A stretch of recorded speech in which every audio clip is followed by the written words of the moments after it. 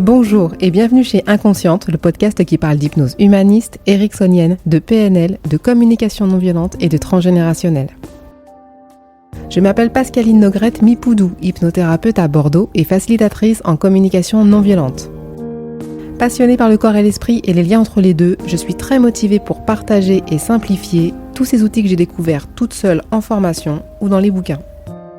Aujourd'hui, je reçois à nouveau Elisabeth Horowitz pour son dernier livre, L'action qui libère, 200 actes et rituels symboliques. Un livre que j'ai reçu à sa parution début 2022, une page par acte symbolique. On y retrouve le dessin, les masques, les lettres à écrire, parfois à envoyer, les vêtements et accessoires et les actes libérateurs de toutes sortes. J'ai découpé cette interview en 3 parties pour que ce soit plus confortable pour vous et puis pour moi aussi, en vrai.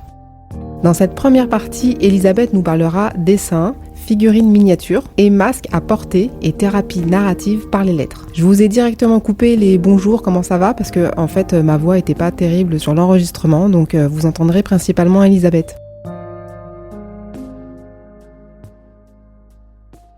Alors c'est un ouvrage pratique, il y a donc 200 actes symboliques, un acte par page, voilà, qui propose une variété donc d'actes et de rituels immédiats, gratuits, accessibles à tous, voilà, selon différents questionnements que l'on peut avoir. Ça peut être des problèmes de couple, des problèmes qu'on a eu dans l'enfance, voilà, ça peut être des choses très pratiques. Voilà, donc je propose des solutions immédiates que je détaille donc dans l'ouvrage avec quelques références, c'est vrai, au niveau de la psychothérapie brève, au niveau de la thérapie narrative, voilà. Donc c'est un livre qui est sourcé, hein, voilà. Donc il y a ma pratique, il y a mon expérience, mais tout ça vient aussi des différents courants américains ou européens en psychothérapie brève, voilà, pour proposer des choses très très immédiates, très pratiques. Alors ça marche parce que en fait, dans la thérapie classique, on va parler des problèmes. Mais là, dans ce genre de thérapie brève, on va aller au-delà de la parole. Tout l'intérêt est de symboliser justement une situation, une difficulté, mais sans passer par la parole. Alors, comment on va pouvoir utiliser des photographies, des vêtements, écrire des lettres, voyez, ou autres actes, justement pour que notre psyché puisse en fait élaborer des solutions. Et donc voilà, tout l'intérêt, c'est de faire abstraction du langage. Qu'est-ce que vous feriez si vous ne parliez pas de votre problème? Qu'est-ce que vous feriez pour le résoudre sans en parler? Donc, vous pouvez le dessiner, hein, vous pouvez le modeler, vous pouvez faire un tas de choses sans parler du problème. Mais toutes ces petites actions vont permettre justement d'apporter des solutions différentes, puisque on va faire appel à différentes zones de notre cerveau. Hein, voilà. D'ailleurs, on sait très bien qu'on peut passer parfois des années en psychanalyse sans forcément résoudre les problématiques. Ça signifie quoi? Que la parole ne suffit pas. Oui, ou l'accompagner quand, par exemple, vous parlez de votre enfance. Mais si vous parlez de votre enfance en étant habillé comme quand vous étiez un enfant, voyez, ça va avoir beaucoup plus d'impact. Voilà. Donc, on peut cumuler parole et actes symboliques, ou on peut faire des actes symboliques seuls qui ne vont plus passer par la parole. Voilà, on a le choix. Alors, en fait, la première chose qu'on peut faire quand on a une difficulté, c'est la dessiner. Voilà, on prend son stylo et puis on va dessiner. Ça peut être un conflit avec quelqu'un, ça peut être un problème au travail, un problème relationnel. Vous dessinez la situation telle que vous la représentez. Et après, vous allez dessiner sa solution. Voilà, donc c'est en 2 phases. Mais l'acte de dessiner ou de peindre, hein, quand quelqu'un me dit j'ai le cœur brisé, par exemple suite à une rupture sentimentale, je peux dessiner un cœur brisé, voyez, ou le peindre. Hein, quand quelqu'un me parle de son rêve, qui s'est trouvé dans une cité vide, complètement perdue, je lui fais dessiner la situation et la solution. Et puis il y a aussi les métaphores. Quand quelqu'un me dit je suis en surpoids, je me sens gonflé comme un ballon, je vais lui faire gonfler des ballons. Voyez, tout de suite passer du discours oral à un objet ou voilà un acte qui va mettre en scène en fait notre parole. Hein, voilà, parce que dans la parole il y a des métaphores que l'on peut matérialiser et ça c'est très intéressant. Quand une personne me dit je suis très fatiguée en ce moment, je me sens comme dans une machine à laver tellement je suis tourneboulée par tout ce qui se passe dans ma vie, je lui fais dessiner la situation. Donc, elle va se représenter, elle, dans une machine à laver qui est en train de tourner, qui va symboliser donc le maelstrom en quelque sorte dans laquelle elle est prise au quotidien et dont elle voit pas d'issue parce qu'il y a une surcharge de travail. Le premier acte, c'est déjà de dessiner ou de peindre la situation, très simplement, sans chercher à faire joli, simplement à mettre les éléments comme ça et on va voir qu'on a déjà de nouvelles sensations. Et vous pouvez aussi tout simplement matérialiser aussi, faire une mini constellation familiale avec dans votre cuisine. Par exemple, vous avez un conflit avec quelqu'un dans votre famille ou voilà un problème qui est pas réglé. Vous pouvez mettre en scène comme ça sur la table de cuisine. Alors vous allez vous représenter. Ça peut être un verre, vous allez représenter votre père, par exemple, ça va être une bouteille, votre mère, ça va être une assiette à soupe, etc. Ou la fourchette, le couteau, etc. Avec de simples objets du quotidien, vous pouvez déjà devant vous mettre en scène la situation et comment vous pourriez l'arranger. Donc là, c'est immédiat, c'est gratuit, tout le monde peut le faire. Et c'est aussi intéressant, vous allez symboliser telle personne par tel objet, pourquoi ?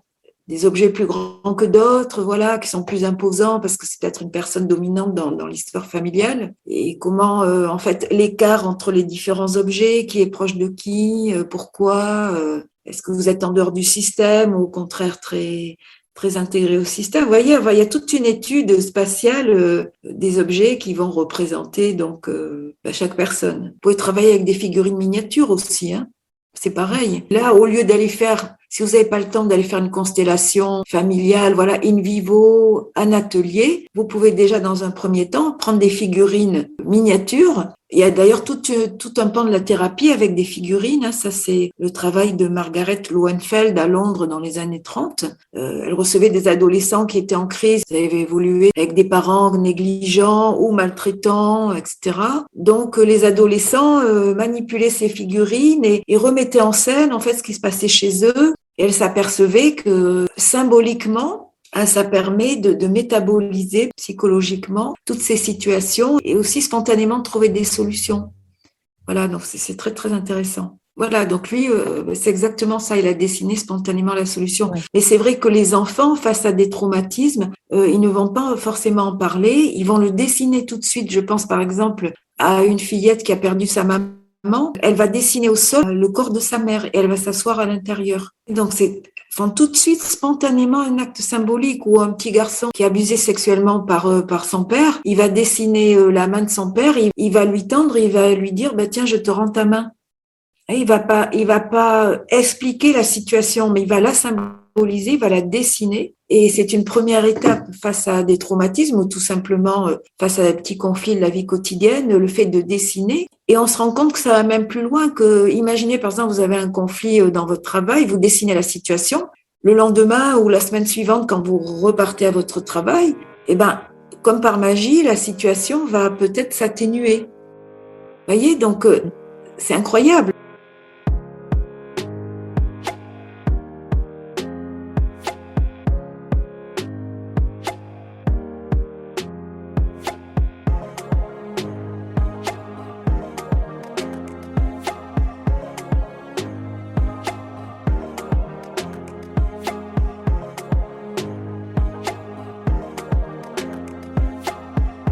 Alors, je fais faire des masques tout à fait simples. Alors, il y a deux sortes de masques. Pour les personnes qui sont fusionnées avec un de leurs parents, généralement avec la maman, parce que voilà, pour les situations monoparentales, quand vraiment on sent qu'on est trop en symbiose avec un des parents, je fais agrandir la photographie du visage du parent pour s'en faire un masque que l'on va porter. C'est-à-dire pour, quelque part, amplifier la fusion. Et pour pouvoir mieux s'en détacher, et c'est vrai que là j'ai le témoignage récent d'une consultante qui vivait avec sa maman et qui était trop fusionnelle et qui a porté le masque du visage de sa mère pendant quelques jours. Alors ça peut être autant de jours que son âge, ça peut être autant de minutes aussi que son âge, parce qu'il y a aussi un rythme dans l'acte symbolique. Respecter une temporalité qui va parler à l'inconscient. Et elle m'a dit, mais c'est incroyable, quand j'ai mis le masque de ma mère, je me suis sentie devenir ma mère, vraiment. Et je ressentais ce qu'elle ressentait. Ça paraît anodin, mais finalement... Et suite à cet acte, sa mère, comme par magie, a décidé de déménager dans un autre quartier. Donc, ça, vous voyez, il n'y a pas eu d'explication, il n'y a pas eu de mise au point. Simplement, elle a porté le masque, elle a amplifié le symptôme. Il y a d'autres sortes de masques qu'on peut faire. On peut porter donc le masque d'un parent avec qui on est en fusion, ou au contraire que peut-être le parent est parti et il nous a manqué. Mais aussi on peut aussi dessiner un masque sur du carton puis le découper. Ça va être le masque de nos émotions. Si par exemple on est triste, on se sent seul, etc. On dessine sa solitude, on dessine sa peur, son ennui, etc. Et on va parler au masque comme si c'était une entité autonome qu'on a détachée de soi. Alors, on va pas le porter, mais simplement, on va le dessiner, on va le regarder. Et pour la première fois, on va voir à quoi ressemble notre émotion. Puis là, c'est gratuit, vous voyez, encore une fois.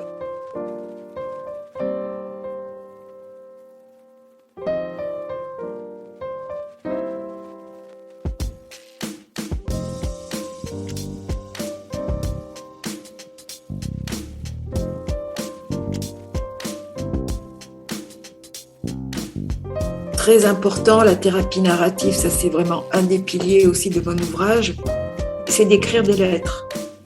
Donc là aussi c'est très simple, prenez une feuille de papier, tout le monde en a chez soi, un crayon. Évidemment, c'est surtout pour les personnes qui se sont senties maltraitées dans leur enfance. Ça peut être des maltraitances orales, quand on leur a dit beaucoup de critiques, quand il y a eu des prédictions négatives, voilà. Donc il y a toute la maltraitance orale qui quelquefois a l'air de rien, mais qui finalement est très grave.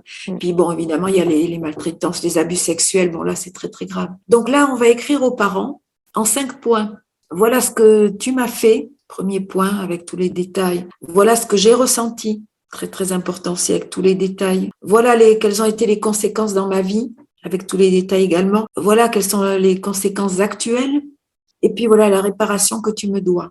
Un 5e point aussi qui est très important dans la mesure où généralement on n'ose pas demander réparation, mais ça peut être des excuses, ça peut être de l'argent ou les deux. On a subi un préjudice et on doit le quantifier. Alors, ces lettres, on peut les envoyer ou pas. Rien que le fait de les écrire, déjà, est très, très important. Si la personne maltraitante ne représente plus aucun danger, on peut lui envoyer, mais on peut aussi créer une adresse pour l'occasion et puis l'envoyer dans un autre pays, une autre ville, avec l'anagramme du nom. Tout est possible. Alors, cette lettre, on peut l'écrire plusieurs fois, parce que son contenu va évoluer avec le temps. Il y a des variantes, donc on peut l'écrire de l'autre main. Si par exemple vous avez écrit la lettre de la main droite et vous allez la réécrire de la main gauche, vous allez voir que là aussi, d'autres émotions vont surgir. Vous pouvez l'écrire avec une encre d'une autre couleur. Vous pouvez l'écrire sur papier calque, parce que le calque, comme c'est transparent, ça va aussi apporter une nouvelle compréhension de la situation. Vous pouvez l'écrire de la fin vers le début. Enfin bon, voilà, il y a énormément de variantes dans l'écriture. Vous pouvez par exemple l'écrire de différentes manières tous les 3 jours. Et puis aussi, vous pouvez écrire la réponse de l'abuseur. Qu'est-ce que la personne vous répondrait? Là, c'est très, très bien expliqué dans l'ouvrage. Puis, il y a un autre type de lettre où on peut écrire à son symptôme. Quand, par exemple, on a une addiction à l'alcool ou au tabac ou au jeu ou même à la dépression, parce qu'on peut être aussi addict à des états d'ennui, de dépression. On peut avoir une dépendance aussi à la douleur. Bon, chaque fois qu'on sent qu'on a une dépendance à quelque chose, on va écrire directement à cette dépendance. Alors, chère bouteille d'alcool, chère cigarette, chère douleur chronique, voilà. On s'adresse en fait à l'addiction comme à une entité autonome qui a pris possession de nous à un moment donné, parce qu'on l'a pas depuis la naissance, on l'a eu à un moment donné. Et le postulat de la thérapie narrative, c'est que justement, c'est quelque chose qui est venu se greffer à un moment donné, suite à des traumatismes, etc. Mais voilà, c'est vraiment quelque chose que l'on peut décoller de soi par la linguistique. C'est-à-dire que si on s'adresse à cette entité, on peut lui donner un nom même, hein. On peut lui dire chère bouteille d'alcool, voilà, elle s'appelle Géraldine par exemple. Nous nous retrouvons tous les soirs à telle heure. Tu me permets de surmonter ma solitude. Toujours remercier l'addiction parce qu'elle a une fonction protectrice, mais aussi dans un deuxième temps dire il est peut-être temps d'espacer nos rencontres. À un moment donné, il serait peut-être temps de nous séparer parce que ma santé empathie, etc. Mais ça, dans la thérapie narrative, c'est aussi très très fort et beaucoup de gens se sont guéris. Par exemple, ceux qui ont inventé cette thérapie narrative sont deux Australiens. Ils ont soigné beaucoup d'adolescents anorexiques qui étaient au seuil de la mort, hein, qui vraiment ne mangeaient plus du tout. Par la linguistique, c'est-à-dire qu'au lieu de dire tu es responsable de... Non, ils disaient regarde cette entité qui a pris possession de toi et qui te prive du plaisir de manger. comment une fille aussi intelligente que toi a pu céder à la pression de cette entité qui à un moment est apparue et finalement envers qui tu es loyal. Donc c'est tout un détachement à travers le langage. Alors le langage y revient, il permet de séparer la personne de son symptôme. Au lieu de dire, par exemple, dans la thérapie narrative, on ne dira jamais à quelqu'un qu'il est responsable de son symptôme ou même qu'il a un symptôme. Ils diront non, à un moment donné, telle entité sous forme de dépendance à l'alcool, telle addiction a pris possession de vous, mais voilà, vous allez vous adresser à elle. Le génie, c'est de s'adresser comme à une autre personne, en fait, qui est venue mais qui peut repartir. Parce qu'on a pu s'adresser, alors c'est pas une seule lettre, là on va écrire chaque semaine, et là le contenu des lettres aussi va évoluer, hein, bien évidemment. Voilà, c'est la fin de ce premier épisode sur ce livre d'Elisabeth Horowitz intitulé « L'action qui libère ». Le prochain épisode parlera d'actes libérateurs pour le pipi au lit, d'actes symboliques avec les vêtements, les accessoires et une petite astuce pour les couples qui se chamaillent. Et oui, ça existe encore. Voilà, en tout cas, j'espère que cet épisode vous a plu. Retrouvez-moi sur Instagram podcast-inconsciente, sur Doctolib pour les rendez-vous visio ou présentiels. Inscrivez-vous à la newsletter de Ocha pour les coulisses du podcast. Ça me rapporte rien de plus, mais je trouve ça très sympa. Pensez aux 5 étoiles et aux commentaires pour que ce podcast soit écouté encore plus largement. Et Tipeee est toujours là. Merci et à très très bientôt.